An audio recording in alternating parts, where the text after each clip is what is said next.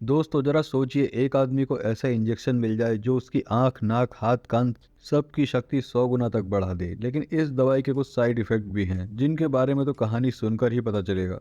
कहानी की शुरुआत में हम डैरल नाम के एक लड़के को देखते हैं जो अमेरिका की एक यूनिवर्सिटी में पढ़ता था। एक दिन डैरल अपने कमरे में सो रहा था, तभी उसकी माँ का कॉल आता है और वह उससे उसकी नई नौकरी के बारे में पूछती है।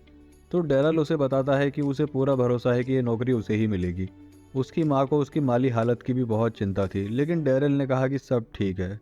इसके बाद उसे यूनिवर्सिटी ऑफिस से फ़ोन आता है क्योंकि उसने अपनी फ़ीस अभी तक नहीं भरी थी। तभी डैरल नकली आवाज़ निकालकर बहाना बना देता है। फिर वो इधर उधर भटक कर पैसे जुटाने शुरू कर देता है। उसने पैसों के लिए ब्लड बैंक में काफ़ी सारा खूनदान कर दिया, जिसकी वजह से वो बेहोश तक हो गया।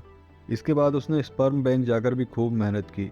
इसके बाद वो बालों के सैलून में बाल बेचने भी पहुंच गया, लेकिन उसके मालिक ने उसे धक्के मारकर निकाल दिया। रात को उसका रूममेट टिम आया और उसने कहा मकान मालिक किराया मांग रहा है। अगले दिन यूनिवर्सिटी की कैंटीन में भी डैरल काम कर रहा था। तब उसकी क्लास के लड़के स्कॉट ने आकर कहा कि चाहे वो कितनी भी मेहनत क्यों ना कर ले, पर नौकरी तो उसे ही मिलेगी। ऐसा इसलिए क्योंकि स्कॉट के पास उस नौकरी के लिए सारी ज़रूरी चीज़ें मौजूद थीं। तभी वहाँ जेनिस नाम की एक खूबसूरत लड़की आती है और उसे देखते ही डैरल अपना दिल खो बैठता है। इसके बाद डैरल की क्लास में रैंडल टाइसन नाम का एक आदमी आता है।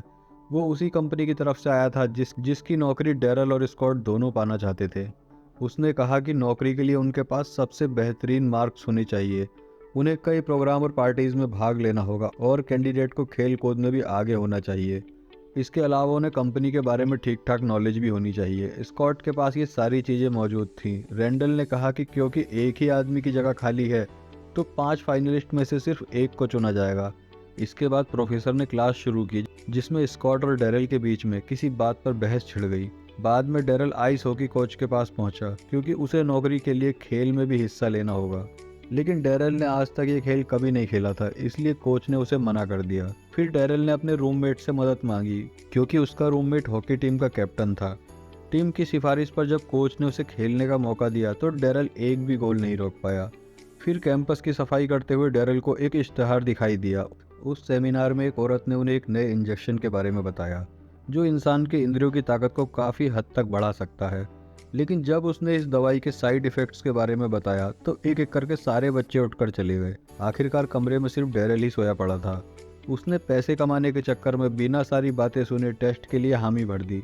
फिर वो डॉक्टर थॉमस के ऑफिस पहुंचा, जहां डॉक्टर ने कहा कि डैरल को एक एक करके उस दवाई के 6 इंजेक्शन लेने होंगे। डॉक्टर ने कहा कि शुरुआत में उसका संतुलन बिगड़ सकता है, इसलिए उसे थोड़ा बच के रहना होगा। बाद में डैरल एक पार्टी में हिस्सा लेने पहुंचा ताकि वो नौकरी के लिए तजुर्बा इकट्ठा कर सके। वहाँ उसकी मुलाकात जेनिस से भी हो गई, जो उसके साथ डेट पर चलने के लिए मान गई। वहाँ पर स्कॉट भी मौजूद था, जिसने उसकी बेइज्जती करके उसे पार्टी से भगा दिया। घर लौटकर डैरल ने ड्रग का पहला इंजेक्शन ले लिया। अगली सुबह जब प्रोफेसर सबका टेस्ट लेने लगा, अचानक उसी वक्त डैरल पर ड्रग का असर होने लगा। उसकी देखने और सुनने की ताकत इतनी ज़्यादा हो गई, उसे पेंसिल की आवाज़, हीरे की चमक जैसी कई आम चीज़ों से दिक्कत होने लगी। परेशान होकर वो अजीबोगरीब हरकतें करने लगा। जब प्रोफेसर ने उसे रोकना चाहा तो उसे मिर्गी का दौरा पड़ गया। इसके बाद सीधा वो डॉक्टर थॉमस के पास शिकायत लेकर गया। डॉक्टर ने उसे हौसला दिया कि दवाई ने अपना काम दिखाना शुरू कर दिया है और थोड़े ही समय में उसका शरीर इस दवाई को अपना लेगा। डॉक्टर ने डैरल को प्रैक्टिस करके अपनी इस ताकत पर कंट्रोल करने को कहा।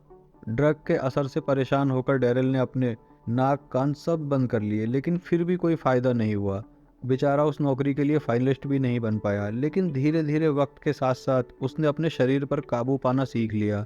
इसके बाद कंपनी ने 5 फाइनलिस्ट के लिए एक पार्टी रखी, जहां डैरल वेटर का काम कर रहा था।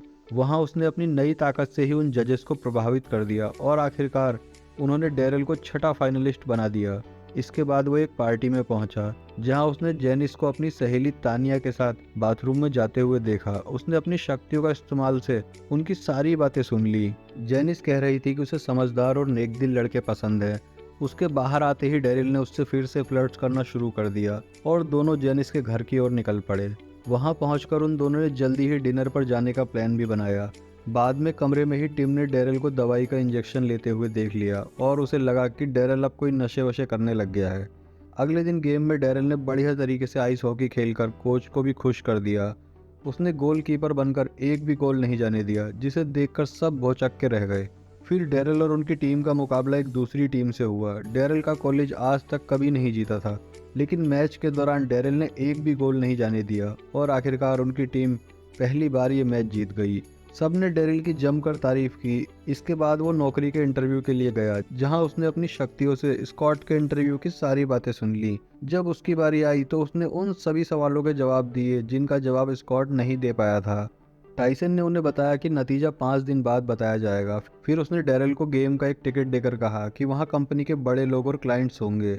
उस रात डैरेल ने जेनिस के साथ में डिनर किया और फिर उसे अपनी ताकत का इस्तेमाल करके पास के कमरे से ही एक पोयम सुनकर उसे प्यार भरे अंदाज में जेनिस को चिपका दिया, जिससे इम्प्रेस होकर जेनिस ने भी उसे किस कर दिया। अगले दिन डैरेल जेनिस को अपने घर वालों से मिलवाने ले गया। काफ़ी अच्छा समय बिताने के बाद उसने अपनी माँ को कुछ पैसे दिए। आखिरकार कमरे में लौटकर टिम ने फिर उसे दवाई का इंजेक्शन लेते हुए देख लिया। जब टिम ने उससे पूछा कि भाई तू ये कौन से इंजेक्शन लगा रहा है, तो डैरेल ने एकदम सच बता दिया, लेकिन टिम को उसकी बात पर विश्वास नहीं हुआ। खुद को सही साबित करने के लिए डैरेल ने एक और इंजेक्शन लगा लिया और अगली सुबह जब वो उठा तो उसका पूरा शरीर एकदम सुन्न पड़ गया था। उसे जमीन पर बेसहारा पड़ा देख टिम ने नशा छुड़वाने वालों को फ़ोन कर दिया। उधर डैरेल फिर से डॉक्टर थॉमस के पास पहुंचा और डॉक्टर ने बताया कि डबल डोज की वजह से उसका शरीर सुन्न पड़ गया है। इस वजह से उसकी 5 में से सिर्फ 4 ही इंद्रियां काम कर रही हैं और 5वीं बार बार बदलती रहती है। इससे बचने के लिए डैरेल को 3 दिन तक बिस्तर में ही रहना होगा ताकि ड्रग खुद उसके शरीर से बाहर निकल जाए।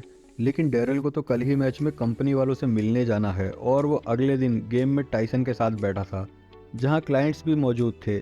अचानक उसकी सुनने की शक्ति बंद हो जाती है और जब सब नेशनल एंथम के लिए खड़े होते हैं तो वो बियर मंगवाने लगता है। जब वो वापस आने लगा तो अब उसकी आंखों से रोशनी चली गई और वो गलत जगह पर बैठ गया। उसकी हरकतें देखकर क्लाइंट की तो हंसी नहीं रुक रही थी। जब उसे दिखाई देने लगा तो एक प्लेयर ने उसे उठाकर कोर्ट में फेंक दिया। तो कुल मिलाकर उसने खूब रायता फैलाया, लेकिन टाइसन ने उसे बताया कि क्लाइंट ने डील के लिए हाँ कर दिया है। रात को टिम ने एक लड़की को डैरेल के कमरे में जाते हुए देखा तो उसने फिर से नशा छुड़वाने वालों को कॉल कर दिया। उसने सोचा कि अब उस लड़की का उससे क्या लेना देना। उस लड़की का नाम लॉरेन है, जो जेनिस की बहन है, और वो अचानक से बिना बताए ही डैरेल से फ्लर्ट करने लगी। लेकिन डैरेल को तो कुछ भी सुनाई नहीं दे रहा था। अचानक लॉरेन ने डैरेल को चूमना शुरू कर दिया। उसी वक्त डैरेल की आंखों की रोशनी चली गई और उसका शरीर सुन्न पड़ गया। यह देखकर लॉरेन उठकर चली गई। तभी जेनिस ने आकर देखा कि डैरेल बिना कपड़ों के जमीन पर पड़ा है। जेनिस भी अपने मन में उल्टी पुल्टी बातें बनाकर वहां से बाहर निकल गई। इसके बाद टिम नशा छुड़वाने वालों को फिर से वहां लेकर पहुंच गया और बेचारे डैरेल ने बड़ी मुश्किल से उन्हें रोका। उसने टिम को समझाने की काफ़ी कोशिश की, लेकिन वो कुछ सुनने को तैयार ही नहीं था। बाद में वो एक पार्टी में गया जहां स्कॉट ने उसे एक ड्रिंक बना कर दिया और डैरेल बिना किसी परेशानी के वो पी भी गया। लेकिन सब हैरान थे क्योंकि वो ड्रिंक करेली जैसी कड़वी थी। इसके बाद स्कॉट ने उसे बैट से पीटना शुरू कर दिया, लेकिन उसका भी उस पर कोई असर नहीं हुआ। अगली सुबह उनकी टीम का आइस हॉकी मैच था। सबको डैरेल से काफ़ी उम्मीदें थीं कि वो उन्हें जिता देगा, लेकिन उसकी हालत इतनी बिगड़ गई कि वो हार गए। इसके बाद वो सीधा जेनिस के पास अपने प्यार का इजहार करने पहुंचा, लेकिन उसकी आंखों की रोशनी चली गई और उसने वहां खड़े जेनिस के फादर को जेनिस समझ लिया। जब उसकी आंखों की रोशनी लौटी तो जेनिस ने उसे बाहर ले जाकर उसकी बहुत बेइज्जती की, क्योंकि वो कब से एक अच्छा इंसान होने का नाटक कर रहा था। डैरेल ने उसे भरोसा दिलाया कि जल्दी ही सब ठीक हो जाएगा, लेकिन जेनिस को उस पर जरा भी यकीन नहीं था। वो एक पब में टिम से मदद मांगने गया ताकि वो अगले इंटरव्यू के लिए डैरेल को कुछ पढ़ा सके। उधर स्कॉट के बाप ने तो बड़े बड़े ऑफिसर्स को स्कॉट को पढ़ाने के लिए रखा था। डैरेल ने अपनी पढ़ाई जारी रखी, हालांकि उसकी हालत बिगड़ती जा रही थी। आखिरकार इंटरव्यू का दिन आ गया और जैसे ही डैरेल अपनी गाड़ी से बाहर निकला, उसे अचानक दिखना बंद हो गया। इसी चक्कर में एक भिखारी ने उसे साइड में ले जाकर कूट दिया और उसके सारे कपड़े चुरा लिए। वो किसी तरह कपड़ों की दुकान तक पहुंचा और नए कपड़े खरीदे। जैसे ही वो ऑफिस पहुंचा तो उसकी आंखों की रोशनी फिर से वापस आ गई और उसने देखा कि उसके कपड़े ऑफिस के लिए कम और बैंड बाजे वालों के लिए ज़्यादा लग रहे थे। अचानक से उसकी जीभ सुन्न हो गई और उसने अपनी पैंट गीली कर दी। पेशाब का रंग देखकर वो समझ गया कि वो दवाई उसके शरीर से निकल चुकी है। आखिरकार वो कंपटीशन में गया और उसने बहाना बना दिया कि उसे बाकी कपड़ों से एलर्जी है, इसलिए वो ऐसे कपड़े पहन के आया है। कंपटीशन शुरू हुआ और आखिर में डैरेल और स्कॉट बच गए। आखिरी डिबेट काफ़ी लंबी चली और दोनों ने बराबर काबिलियत दिखाई। अंत में प्रोफेसर ने उनसे एक सवाल पूछा जिसका जवाब स्कॉट को नहीं आता था। अपने हीरो डेरिल ने जवाब बता दिया और आखिर उसे नौकरी के लिए चुन लिया गया। लेकिन उस वक्त डेरिल को काफ़ी पछतावा हुआ और उसने सबके सामने ही कह दिया कि वो गलत तरीके से यहाँ तक पहुँचा है। उसने बताया कि कैसे उसने एक दवाई ली और उसी की शक्तियों से वो फाइनलिस्ट बना। उसकी बातें सुनकर सब हक्के बक्के रह गए, लेकिन फिर भी उसकी सच्चाई और ईमानदारी के लिए उसे नौकरी पर रख लिया गया और उसके बॉस ने उसे मेहनत करके आगे बढ़ने की सलाह दी। इसके 1 साल के बाद डेरियल जूनियर एनालिस्ट बन गया और उसने जेनिस के साथ एक प्यारा सा परिवार बसा लिया। दोस्तों, अगर आपको मेरी वीडियो पसंद आई हो तो प्लीज़ चैनल को ज़रूर सब्सक्राइब कर देना। मिलते हैं अगली वीडियो में।